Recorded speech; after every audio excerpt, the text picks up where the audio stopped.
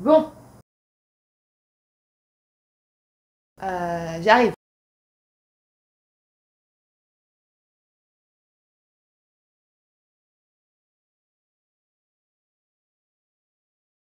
On m'entend? 1, 2, 1, 2. Retour dans la régie? Y'a pas de régie. Bon.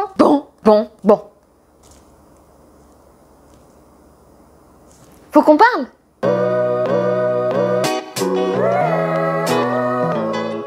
Aujourd'hui, nous allons parler de quelque chose qui m'a été souvent demandé. Je viens de toucher mon micro, on va recommencer. Aujourd'hui, on va parler de quelque chose qui m'a été très souvent demandé, surtout en privé. Comment faire un régime ou vivre avec des personnes qui n'ont pas de problème de poids? Alors ça tombe super bien, c'est juste ce que je vis tous les jours. Pour la petite histoire, je vis avec quelqu'un qui peut s'enfiler plusieurs boîtes de cochonneries et en plus 3 repas par jour et qui arrive en plus de ça à perdre 2 kilos par semaine. Véridique!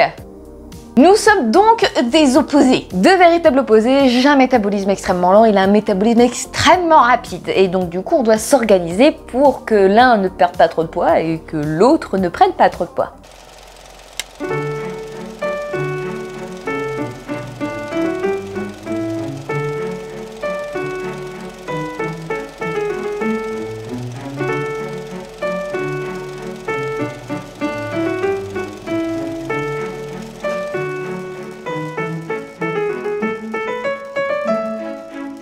Telle est notre vie! Attention, je ne suis pas en train de dénigrer les personnes qui ont du mal à prendre beaucoup de poids ou tout simplement à prendre du poids. Je peux comprendre que ce soit vraiment rageant parce que vous prenez également des réflexions dans la tronche et en plus de ça, vu que je suis l'exact opposé, je peux comprendre que ce soit tout aussi frustrant. En tout cas, surtout pour les hommes, j'ai souvent entendu les hommes s'en plaindre plus que les femmes, même si certaines femmes s'en plaignent aussi, mais c'est vrai que les hommes, dû au fait que vous devez être viril, protecteur, enfin l'image en gros du mec de Néandertal. Virilité. Pour vous, être très mince, c'est à l'image de la fragilité, disons. Donc je peux comprendre que ce soit embêtant. Et pour les femmes, nous, c'est pas la décennie du i. Oui, parce que nous, c'est pas en année chien qu'on compte, c'est en décennie chien. Les années 90, c'était le i. C'était votre année, désolé. Les années 2000, c'était le HX. Les années 2010, c'était le X. Les années 2020, c'est le... ça n'existe pas. Non, ce genre de corps des années 2020 qu'on voit sur les réseaux sociaux, ça n'existe pas. Concrètement, non. Non, parce que ces gonzesses, on dirait qu'on leur a enlevé l'estomac, on l'a gonflé, on a coupé en deux, on a foutu dans chaque fesse, et puis ensuite, bam, voilà, Kardashian. Mais nous ne ressemblons pas tous à ça. Très peu de personnes, et même elles, ne ressemblent pas à ça. Pause, désolé. Alors, la petite cochon d'Indette, la demoiselle, qui est là, ça ne veut rien dire, mais on a compris, comme d'habitude, vous comprenez ce que je dis. Elle fait du bruit, mais je ne peux pas l'envoyer paître à côté, étant donné qu'à côté il n'y a pas de clim. Et ici il fait encore chaud, donc je veux la garder assez près d'une température basique. Je vous la montrerai à la fin de la vidéo si vous êtes gentil.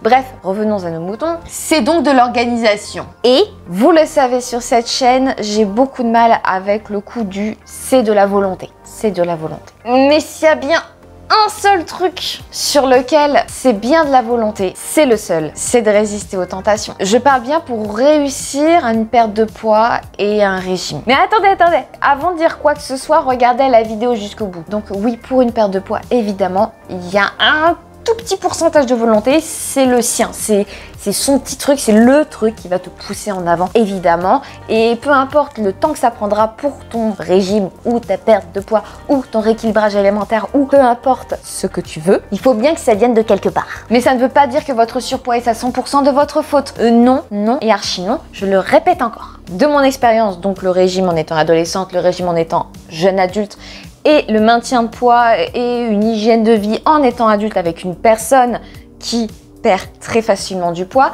tout est assez différent. À commencer à ce que vous allez dire aux autres, c'est-à-dire soit vous leur dites de but en blanc, comme je l'avais dit sur la vidéo pour Noël, voilà, j'ai décidé d'entreprendre un régime, mais surtout, il faut que vous les rassuriez, c'est-à-dire que de base, c'est censé être une démarche pour votre bien-être, une démarche qui ne vous mettra pas en danger, et donc il faut que vous fassiez comprendre ça à vos proches. C'est-à-dire, voilà, ces derniers temps, j'ai pris du poids, je continue à prendre du poids, je me sens pas bien dans ma peau, je ne compte pas devenir anorexique. Je ne compte pas avoir ce genre de problème. Je l'espère en tout cas pour vous, beaucoup. Mais voilà, je vais entreprendre une petite perte de poids. Donc voilà, je vais pas trop aller au resto. Je ne vais pas trop manger comme vous. Mais je ne vais pas vous obliger à manger comme moi. c'est très important de rassurer les personnes qui sont autour de vous, qu'elles comprennent bien. Si vous avez décidé d'assumer, dans le cas où vous avez décidé de ne pas en parler aux autres personnes, j'espère en premier lieu que c'est pas parce que vous savez un peu au fond de vous qu'il y a quelque chose qui cloche dans ce que vous êtes en train de faire. Je m'explique. J'avais déjà parlé très succinctement des pro-ANA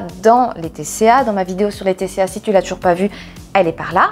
Je t'invite à aller la voir d'ailleurs, ça peut faire un peu de prévention autour de toi ou pour toi. Donc l'un des principes des pro-ANA, c'est de surtout en parler à personne et avoir d'autres petites astuces pour que les gens ne s'en rendent pas compte autour. Je ne vais pas aller plus loin parce que si quelqu'un a ce genre de trouble, j'ai pas envie de lui donner certaines idées. Et j'espère sincèrement que c'est pas pour ça que vous avez décidé de ne pas en parler autour de vous. Si c'est le cas, s'il vous plaît, faites-vous aider. Par contre, il peut arriver qu'on n'ait pas envie d'en parler autour de nous parce que c'est le début, parce qu'on n'a pas envie d'être démotivé, parce qu'on n'a pas envie d'entendre certaines paroles du style t'es pas si grosse que ça, t'es pas si gros que ça, mais non t'exagères, attends je vais te donner cette astuce là, et puis ceci, et puis attends machin il a fait ça sur les réseaux. Enfin vous avez envie d'être dans votre bulle, vous avez envie de faire ça bien et vous n'avez pas forcément envie d'écouter les conseils de personnes qui n'y connaissent pas grand chose. Et ça se comprend, c'est un peu comme les femmes enceintes qui, bon elles attendent le premier trimestre qui soit passé pour que le truc soit bien accroché. Oui truc, j'ai été ce truc, je peux dire truc. Et donc pour être sûr voilà que le truc soit bien enclenché dans l'engrenage. Mais dans ce cas-là, ne restez pas complètement seul, surtout parlez-en avec un médecin, quelqu'un qui s'y connaît, afin que vous ne soyez pas complètement démunis face à peut-être une perte de poids au début, ou une perte de poids trop importante, ou une prise de poids, enfin quelque chose qui vous fasse maintenir un cap tout en vous gardant les pieds sur terre. Dans le cas où vous avez une famille et vous ne vivez pas seul, ça va être un peu plus compliqué, évidemment, il va falloir le dire parce qu'ils vont s'en rendre compte à un moment. C'est là que vient la phase de l'organisation. Une fois que vous avez rassuré vos proches, là il va falloir quand même que vous compreniez que vos repas ne vont pas être les mêmes, donc vous allez avoir un petit peu plus de travail derrière les fourneaux. Il y aura les plats de monsieur ou madame, les enfants, le chien, enfin en général j'espère que vous avez une nourriture différente de celle du chien. Moi, je dis ça concrètement, je bouffe les mêmes légumes que mon cochon en main. Et puis votre repas à vous, bien séparé, donc ça prend peut-être un peu plus de temps. Dans ce cas-là, je vous conseille quand même de faire vos repas à l'avance. C'est-à-dire le dimanche, le lundi, le mardi, peu importe, je vois toujours off, vous essayez de préparer à l'avance certaines choses qui seront plus longues à faire en rentrant du travail ou à la pause déjeuner ou je sais pas, lors d'un pique-nique, peu importe. Vous vous mettez un tube ou deux ou même 6 ou 16 si vous voulez faire chaque repas de la semaine dans votre frigo, comme ça vous prenez moins de temps dans la semaine à cuisiner. Si c'est vous qui cuisinez, c'est ce qu'on fait d'ailleurs à la maison, c'est-à-dire qu'il y a les repas de l'autre et il y a les miens. Et c'est à ce moment précis que soit la volonté, soit l'habitude est importante parce que clairement nos repas sont complètement différents. Et ça va souvent avec la question comment tu fais pour ne pas craquer. Eh ben c'est très simple, ces fameuses occasions, ces moments où je me fais plaisir, eh ben c'est des moments où je vais faire le même repas à l'autre qu'à moi. Exemple, hier j'ai fait une tarte à la tomate. Elle était super belle. Elle sentait super bon. Elle n'était pas pour moi parce qu'elle était à base de pâte feuilletée et que j'avais prévu quoi moi ?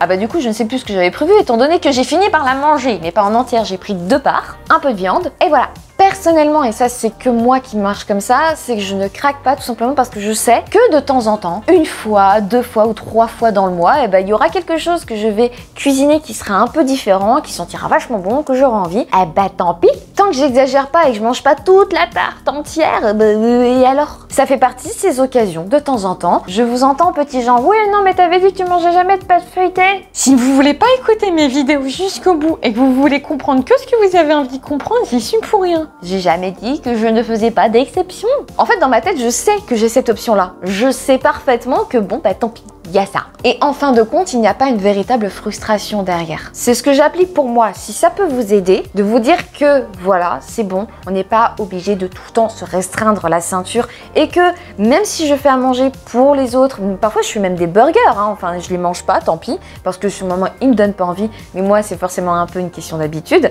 Mais oui, je fais des repas pour les autres et j'en fais pour moi et bon, et alors? Je vous l'accorde, ça prend juste un peu plus de temps. Mais tant qu'on n'oblige pas ses proches à suivre la même chose que nous, parce que c'est notre choix, tant que eux ont compris et ne nous mettent pas une pression sur les épaules ou des réflexions déplacées, tant qu'on s'organise un minimum et surtout tant qu'on arrive à se faire plaisir de temps en temps, il n'y a aucune raison pour que ça ne marche pas et que ça ne marche pas avec les autres. Je vous ai déjà dit que s'entourer de personnes bienveillantes était très important, surtout lorsqu'on veut perdre du poids. Perdre du poids, évidemment, si vous en avez besoin, parce que si vous avez une dysmorphophobie, c'est autre chose. Ne vous dites pas que les personnes autour de vous sont malveillantes. C'est peut-être vous qui avez un souci avec votre image. Et dans ce cas-là, ils essayent juste de vous aider. Je ne peux pas vous mentir en vous disant oui, est-ce que tu as des astuces, tu as ceci, tu as cela. Là, ça va être du mental. Du mental. Mais je pense que si vous avez eu des problèmes de poids pendant très longtemps, qu'on vous a insulté pas mal de fois, qu'on a été pressant hein, et pas très sympa avec vous, vous devez à mon avis avoir un sacré mental. Donc vous n'êtes pas à ça près. Et oui, c'est hyper important d'avoir des personnes bienveillantes, compréhensives et surtout qui ne vous culpabilisent pas lorsque vous avez décidé de manger cette super tarte à la tomate qui sentait super bon. Oui d'ailleurs, lorsque tu apprends à cuisiner et que tu commences à être à l'aise avec la cuisine, au bout d'un moment tu commences à faire des plats qui sont pas super caloriques et qui sont de véritables tueries, donc du coup t'as pas forcément envie d'aller piocher dans l'assiette de l'autre. Et enfin, pour ce qui est des restos, bon, il a recommencé. Je suis vraiment désolée, il va y avoir un petit brrr derrière. Ben, c'est mon voisin, il va pas arrêter parce qu'en fait, il fait tourner ses scooters des mers pendant une demi-heure tous les soirs dans le vide.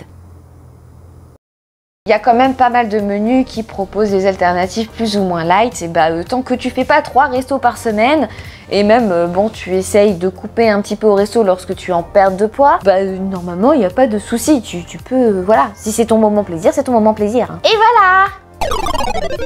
Tu t'es pas encore abonné, t'as pas encore appuyé sur le petit pouce bleu, t'as pas activé la petite cloche. Et parce que tu m'as pas donné toi tes astuces de comment tu fais pour vivre en communauté lorsque tu veux faire attention à ta ligne ou bien alors que tu veux perdre du poids. Et juste avant de vous quitter, je sais que ce mois-ci j'étais censée vous parler d'Aquabike. Elle va arriver, mais finalement c'est pas ce mois-ci, c'est le mois prochain. Des problèmes techniques et des problèmes d'organisation, je vais pas le nier. Et maintenant c'est l'heure où je vous dis qu'on se retrouve dans 15 jours avec une nouvelle vidéo. Et je pense que celle-ci va vous plaire. Et surtout, prenez soin de vous et à la prochaine. Mia! Oui, ma fifi. Alors, elle est différente, elle aime pas être comme ça, elle aime être comme ça. Comme un cochon d'Inde normal, en fait. Vous vous demandez pourquoi j'ai des cochons d'Inde? Je me pose la même question. C'était pas prévu dans ma vie. Hein. Regarde, tu rends bien à l'écran. Oui, parce que vous connaissez Dobby. Il s'appelle Dobby à cause de Dobby, l'elfe de maison. Ça, c'est Mia. Parce qu'on voulait un nom facile à dire, mais surtout parce que je l'ai piégé, mon chéri. Il a trouvé que Mia, c'était mignon. Sauf que je lui ai pas avoué qu'en fait, elle s'appelait comme Amelia Mignonnette Thermopolis Rinaldi, princesse of Genovia. Il l'a appris récemment. T'es ma petite princesse de Génovie? Elle est 1000 fois moins con que l'autre. Mais l'autre est beaucoup plus rigolo. Ils ont des caractères complètement différents, c'est dingue, je connais les caractères des cochons d'Inde. Mais qu'est-ce qui m'arrive? Que suis-je devenue? Une femme au cochon d'Inde. Non, mange pas ça, mange pas ça. Mange pas ça, ne mange pas mon micro. Non, non, non. Oh putain, elle a failli le faire.